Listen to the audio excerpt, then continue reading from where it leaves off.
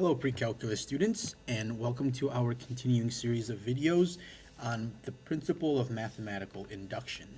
And in this video we are going to prove the formula from Gauss's problem. And this formula states that if you have a list of numbers 1 plus 2 plus 3 plus 4 all the way up to some value n, and we're not skipping anything in here, we're following this pattern. This will just be equal to n times n plus 1, all of it divided by 2. Okay? And so this is, let me clarify a little bit more what this equation says. This is really saying for all integer values of n greater than or equal to 1, okay, this equation is true. Okay, and I'm going to underline here this word for all, this words for all, because we're going to go back to it quite often. Okay. And so we're going to prove this using the principle of mathematical induction. So we're going to prove using PMI, principle of mathematical induction.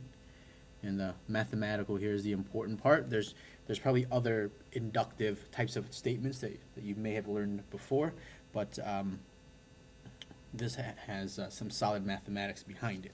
Okay? So, as always, we always prove the base case.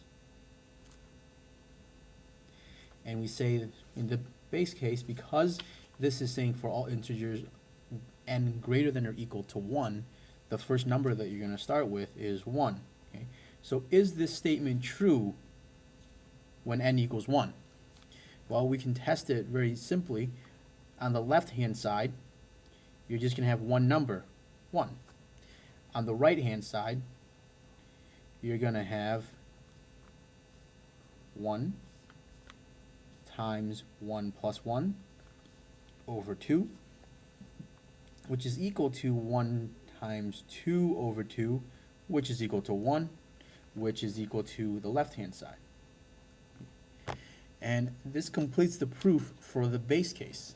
All right? So we're the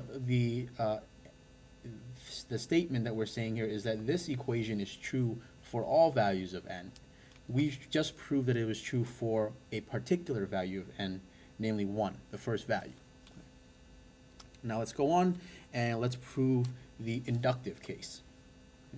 And the inductive step is what really trips people up. So I'll just state what this says here, that we are trying to prove if the statement is true. So if this is true for n equals k, where k is any integer, okay, where k is any integer, then the statement is also true for n equals k plus 1. Okay? And let me just illustrate, right, sort of a note here on the side here. If it's true for n equals k, then 1 plus 2 all the way up to k should be equal to k times k plus 1 over 2, because that's what the statement is saying. And then we're going to show that this pattern holds true when n equals 1. So we need to show that if you go from 1 plus 2 plus all the way up to k, and then plus k plus 1,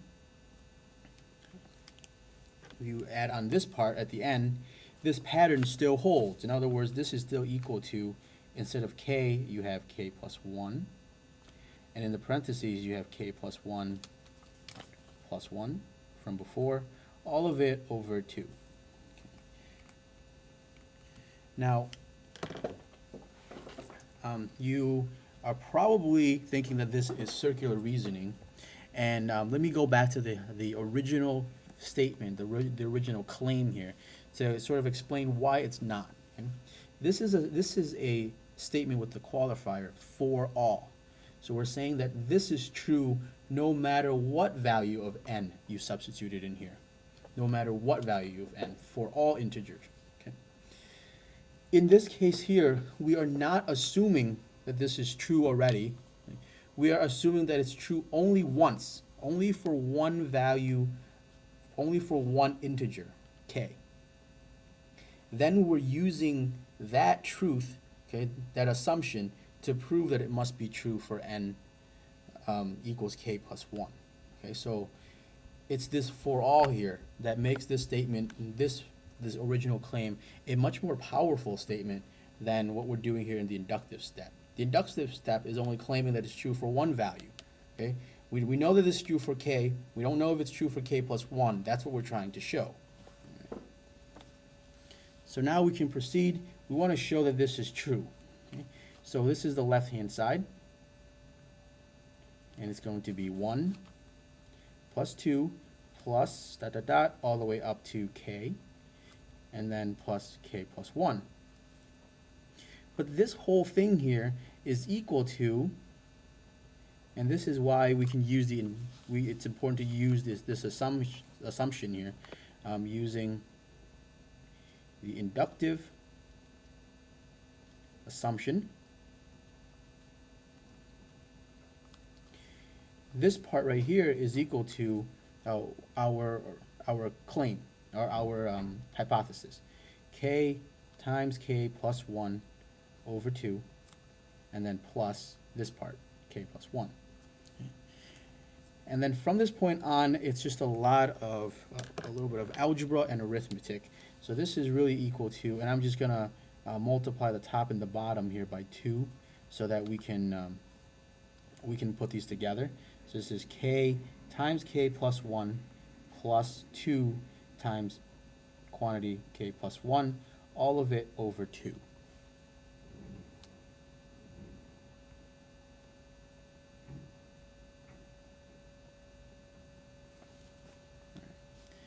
And then we can do some factoring, and some people like to multiply this out and then refactor it, but we can also factor this.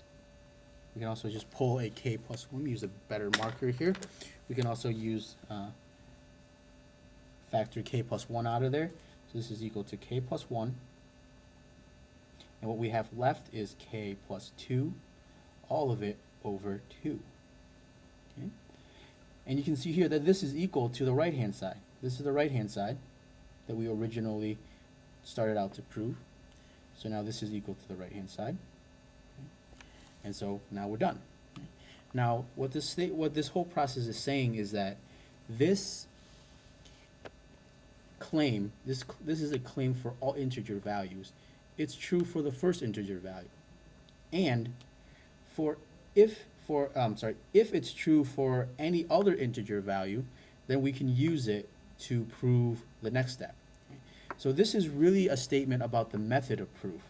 If this is true for n equals 1, we can use this method here to prove that it's true for n equals 2, and prove that it's true for n equals 3, and prove that it's true for n equals 4. And we can use this method to prove for every possible n, every possible integer, and no matter how large it is. So if we needed to prove that this statement is true when n equals 2, we can use this method here. We can also use this method here, and in particularly this part right here, okay, this whole part right here. If we needed to prove that this is true for n equals 100, well, we just repeat this process 99 times, and we'll get to the same result. Okay? And so this is a little bit tricky. This is, if you've never seen this before, it can be very jarring. Put some real thought into it and think about what it is that this stuff means. Okay, one question you should ask yourself is, why are we using n and k? Okay, they're variables. Why don't we just replace one with the other and just be done with it? Okay, if you can kind of understand that, that'll help you along the way. And then think about this part right here. This is an if-then statement. Okay, and go back to some of your notes and some of your thoughts earlier and think about, how do we prove if-then statements? And hopefully that will shed a little bit more light on this.